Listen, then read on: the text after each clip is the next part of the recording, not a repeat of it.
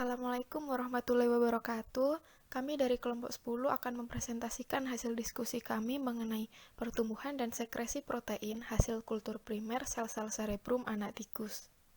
Anggota kelompok kami yaitu ada saya Lilis Mustikaning Lestari, Ahmad Ulul Bisri Husni, dan Meliana Iftia.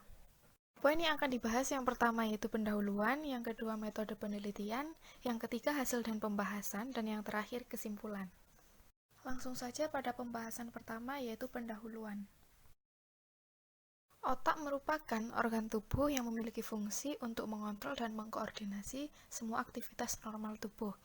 Jaringan otak memiliki dua sel utama yaitu sel saraf atau neuron dan sel-sel glia. Jaringan otak sistem saraf pusat atau SSP sangat peka terhadap berbagai cedera. Mayoritas orang meyakini bahwa jaringan otak yang sudah mengalami kerusakan tidak dapat mengalami regenerasi karena kerusakan pada SSP dapat bersifat permanen. Namun kemudian diketahui bahwa di dalam jaringan SSP masih terdapat populasi neural stem cell atau NSCS dan neural progenitor cell atau NPCS. Jaringan tersebut memiliki kemampuan untuk berproliferasi dan berdiferensiasi menjadi neuron dan glia, bahkan mampu memperbaiki kondisi jaringan otak yang rusak. Terdapat penelitian yang dapat menyimpulkan bahwa proses neurogenesis dan gliogenesis tetap berlangsung pada beberapa daerah otak dewasa. Namun kemampuan regenerasi tersebut sangat terbatas. Tujuan dari penelitian ini yaitu menguji kemampuan proliferasi dan diferensiasi sel-sel cerebrum otak anak tikus secara in vitro menggunakan medium kultur yang diberi tambahan ITS serta menganalisis sekresi protein yang dihasilkan dalam medium kultur. Topik selanjutnya yaitu mengenai metode penelitian yang dilakukan pada penelitian ini. Metode penelitian yang pertama yaitu isolasi sel cerebrum. Tikus Trinspark Guidauli yang sudah dimatikan, daerah kepala didesinfeksi dengan alkohol 70%. Otak bagian cerebrum diisolasi dan dicuci dengan larutan PBS yang mengandung fetal bovine serum sebanyak 0,5% dan gentamisin 50 mg per mililiter. Suspensi otak dibuat dengan cara menyedot dan mengeluarkan kembali secara berulang menggunakan spuit 1 cc yang mengandung larutan MPBS. Kemudian disentrifugasi dengan kecepatan 210 G selama 10 menit. Pencucian dilakukan dengan MPBS banyak 4 kali ulangan dan medium Dulbecos Modified Eagle Medium atau DMEM yang diberi tambahan asam amino non-esensial 10%, FBS 10%, dan gentamisin 50 gram per mililiter. Metode yang kedua yaitu kultur sel cerebrum. Suspensi otak dengan konsentrasi 9 kali 10 pangkat 4 sel per mililiter dikulturkan dalam cawan Petri yang telah dilapisi dengan gelatin 0,1% dan berisi 2 ml MDMEM dengan dan tanpa 5 mg per mililiter insulin, 10 mg per mililiter transferin, dan 5 mg per mililiter selenium atau ITS. Ketiga yaitu pembuatan dan koleksi CM. Medium kultur primer dibuang dan dicuci dengan MPBS tanpa FBS. Selanjutnya diganti dengan MDMEM tanpa FBS pada masing-masing cawan Petri sebanyak 2 ml. Setelah 2 hari, medium dikoleksi dan disimpan dalam tabung Eppendorf 1,5 ml dalam refrigerator. Selanjutnya yaitu evaluasi hasil kultur sel-sel cerebrum tingkat proliferasi dan population doubling time. Peningkatan sel diketahui dari total sel yang tumbuh menggunakan kamar hitung hepositometer improved Neuber dengan perhitungan sebagai berikut. Total sel sama dengan jumlah sel pada 5 kotak dikali faktor pengenceran dikali 10 pangkat 4. Yang kelima yaitu diferensiasi sel-sel cerebrum. Yang pertama, jumlah neuron dan glia. Kultur sel yang ditumbuhkan di atas cover glass dicuci menggunakan PBS, kemudian difiksasi dalam larutan buffer paraformaldehyde 4% selama 24 jam. Kemudian sel diwarnai dengan pewarnaan hematoksilin eosin atau HE. Evaluasi ini dilakukan dengan mengamati morfologi sel dengan mikroskop cahaya pada perbesaran 40 kali 10. Yang kedua yaitu pertumbuhan panjang akson dan dendrit neuron.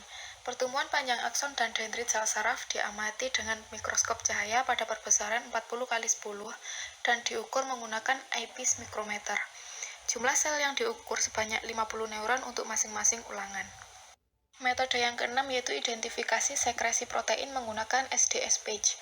Larutan marka protein dan sampel CM kultur sel cerebrum masing-masing sebanyak 15 mikroliter dicampurkan dengan loading buffer 1:2 dan dimasukkan ke dalam sumur gel poliakrilamid.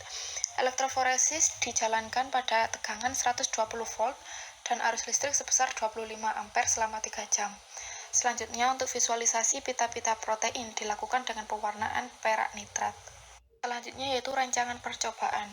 Kultur sel-sel cerebrum dibagi menjadi 2 kelompok perlakuan berdasarkan kondisi medium yang digunakan, yaitu yang pertama MDMEM dan yang kedua MDMEM yang diberi tambahan ITS atau insulin 5 mg per mililiter, transferin 10 mg per mililiter, dan selenium 5 mg per mililiter, masing-masing sebanyak 3 kali ulangan.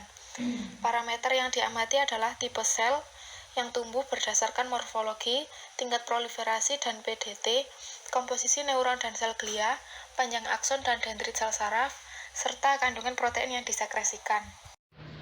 Selanjutnya yaitu ada hasil dan pembahasan. Selanjutnya proliferasi dan population doubling time atau PDT. Di bawah ini ada tabel tingkat proliferasi sel cerebrum yang tumbuh dalam medium MDMEM dan MDMEM plus ITS.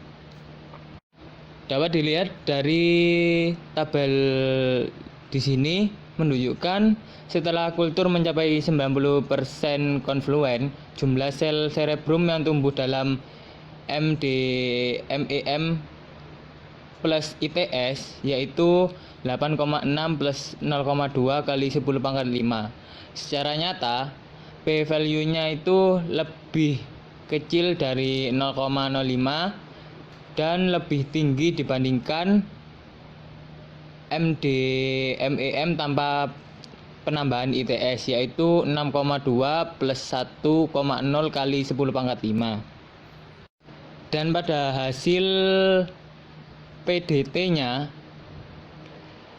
MDMEM plus ITS yaitu 3,2 plus 0,2 lebih cepat dibandingkan hasil dari MDMEM tanpa penambahan ITS yaitu sebesar 3,5 plus 0,3. Hal tersebut menunjukkan bahwa penambahan ITS ke dalam medium kultur itu mampu meningkatkan proliferasi sel-sel cerebrumnya. Selanjutnya ada diferensiasi neuron dan glia. Sebagian besar sel yang tumbuh dan berkembang dalam kultur primer sel cerebrum adalah neuron dan sel-sel glia. Neuron itu ada bipolar dan multipolar. Umumnya memiliki morfologi badan sel yang besar dengan penjuluran akson dan dendrit. Bisa dilihat di gambar tersebut. Sel saraf bipolar memiliki inti sel bulat dengan satu penjuluran akson dan satu penjuluran dendrit. Sedangkan pada neuron multipolar memiliki morfologi inti sel besar dengan beberapa penjuluran dendrit dan satu penjuluran akson. Bisa dilihat pada gambar tersebut. Pada gambar A itu neuron multipolar dan pada gambar B sebelah kanan itu neuron bipolar. Sel-sel glia memiliki ukuran yang relatif lebih kecil dari neuron dan tampak memiliki inti sel yang lebih gelap karena mengandung banyak kromatin. Sel-sel glia yang tumbuh dalam kultur sel cerebrum adalah astrosit, oligodendrosit, dan mikroglia. Selanjutnya ada diferensiasi neuron dan glia. Sebagian besar sel yang tumbuh dan berkembang dalam kultur primer sel cerebrum adalah neuron dan sel-sel glia. Neuron itu ada bipolar dan multipolar. umumnya memiliki morfologi badan sel yang besar dengan penjuluran akson dan dendrit. Bisa dilihat di gambar tersebut. Sel saraf bipolar memiliki inti sel bulat dengan satu penjuluran akson dan satu penjuluran dendrit. Sedangkan pada neuron multipolar memiliki morfologi inti sel besar dengan beberapa penjuluran dendrit dan satu penjuluran akson. Bisa dilihat pada gambar tersebut. Pada gambar A itu neuron multipolar, dan pada gambar B sebelah kanan itu neuron bipolar. Sel-sel glia memiliki ukuran yang relatif lebih kecil dari neuron dan tampak memiliki inti sel yang lebih gelap karena mengandung banyak kromatin. Sel-sel glia yang tumbuh dalam kultur sel cerebrum adalah astrosit, oligodendrosit, dan mikroglia. Selanjutnya ini ada gambar. Saya sudah dijelaskan tadi, sel-sel glia yang tumbuh dalam kultur sel cerebrum adalah astrosit, oligodendrosit, dan mikroglia. Pada gambar A itu astrosit protoplasmik. Gambar B tersebut astrosit fibrous. Gambar C yaitu oligodendrosit, dan gambar D mikroglia. Astrosit itu memiliki morfologi yang khas dengan penjuluran sitoplasma seperti bintang. Astrosit protoplasmik memiliki inti yang bulat, berbeda dengan astrosit fibrous yang memiliki inti sedikit lebar dan memanjang. Astrosit sendiri itu berfungsi sebagai pemberi nutrisi pada neuron, mengontrol sinyal antar neuron, mengatur ion dan metabolisme neuron, serta sebagai blood-brain barrier. Dan pada sinap-sinap, astrosit itu berkomunikasi dengan neuron. Oligodendrosit memiliki morfologi yang menyerupai astrosit dengan jumlah penjuluran lebih sedikit dan kecil. Mikroglia memiliki inti sel kecil dan bulat dikelilingi dengan banyak penjuluran berukuran kecil. Sedangkan oligodendrosit berfungsi sebagai sintesis lubung meselin, sedangkan mikroglia berfungsi sebagai makrofag dalam jaringan saraf. Selanjutnya ini juga ada gambar morfologi neuron. Neuron selain dikelilingi oleh berbagai sel glia, juga dikelilingi oleh protein transmitter yang menempel pada neuron dengan jumlah cukup banyak. Dijelaskan pada gambar 4A.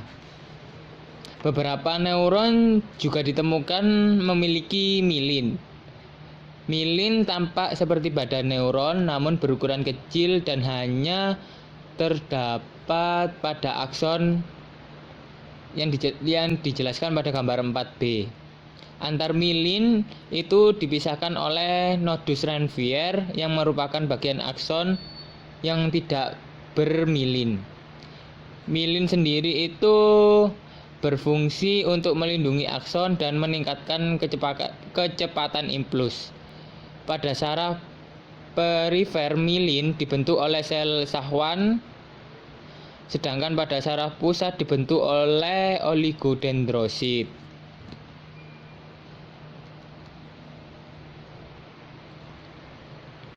Mungkin di dalam gambar tersebut ada huruf ya. Huruf itu juga menjelaskan yang pada 4A itu morfologi neuron. Di situ ada huruf A yaitu aksonnya, huruf D itu dendrit, Huruf S berdekatan dengan N itu soma dan N sendiri itu inti sel.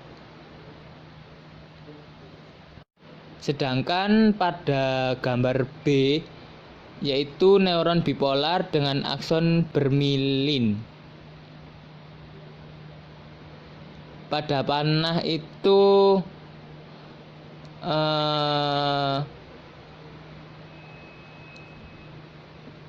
akson yang bermilin dan dipisahkan oleh nodus Ranvier. Jadi pada tanda panah itu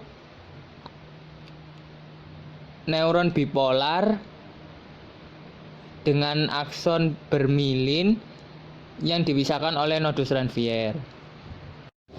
Selanjutnya ada komposisi neuron dan glia. Hasil kultur in vitro menunjukkan bahwa jumlah neuron dan glia yang dikultur dalam MDMEM plus ITS secara nyata lebih tinggi dibandingkan dalam MDMEM saja. Persentase neuron dan glia dalam kedua medium tersebut tidak berbeda nyata. Komposisi rataan persentase neuron dan glia dalam MDMEM plus ITS adalah 47,2 plus 1,1 dan 52,8 plus 1,1. Tidak berbeda nyata dalam MDMEM yaitu masing-masing 48,5 plus 10,3 dan 51,5 plus 10,3.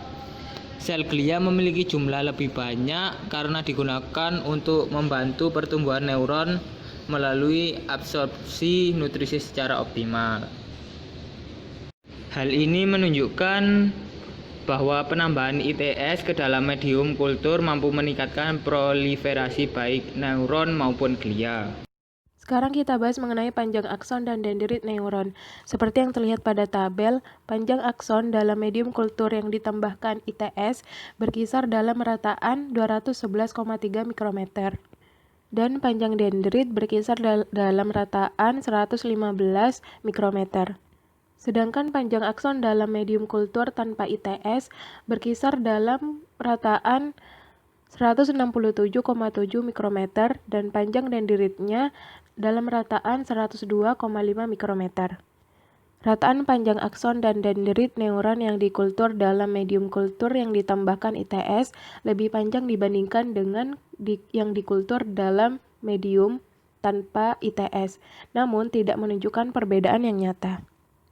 Ukuran panjang akson dan dendrit yang dihasilkan sangat bervariasi, dan secara umum ukuran akson lebih panjang. Pewarnaan HE pada neuron kurang terlihat dengan jelas. Jadi diperlukan pewarnaan akson dan dendrit yang lebih baik seperti pewarnaan perak Bielskowski stain. Analisis protein kultur sel cerebrum dengan menggunakan SDS patch menunjukkan hasil bahwa condition medium atau CM yang dikoleksi dari kultur sel cerebrum baik dari medium MDMEM maupun MDMEM dengan penambahan ITS menghasilkan 3 pita dengan perkiraan berat molekul masing-masing plus 66 kDa, plus 55 kDa, dan plus 30 kDa. Dan yang terakhir plus 30 kDa menunjukkan intensitas pita paling tebal.